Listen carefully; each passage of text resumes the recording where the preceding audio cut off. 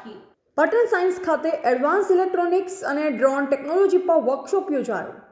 ગુજરાત સરકારના વિજ્ઞાન અને પ્રૌદ્યોગિકી વિભાગના નેઝા હેઠળ કાર્યરત ગુજકોસ્ટ દ્વારા સ્થાપિત પાટણના રિજિયનલ સાયન્સ સેન્ટર ખાતે આજે 5 માર્ચ 2024ના રોજ એડવાન્સ ઇલેક્ટ્રોનિક્સ અને ડ્રોન ટેકનોલોજી પર વર્કશોપ યોજાયો, જેમાં 300થી વધુ વિદ્યાર્થીઓ, શિક્ષકો અને જાહેર જનતાએ ભાગ લીધો હતો। નિષ્ણાંત ગાઈડ દ્વારા ઇન્ટરેક્ટિવ મોડેલના માધ્યમથી ઇલેક્ટ્રોનિક્સ, તેના ભાગો, વિવિધ ઇલેક્ટ્રોનિક સેન્સરો અને તેના ઉપયોગો તથા ડ્રોન, તેના પ્રકાર તથા તેના વિવિધ ઉપયોગો વિશે વિદ્યાર્થીઓનું નિદર્શન કરવામાં આવ્યું હતું। વિદ્યાર્થીઓએ વિવિધ ઇલેક્ટ્રોનિક સેન્સર અને ડ્રોનને ઓપરેટ કરી ખૂબ જ આનંદિત થયા હતા।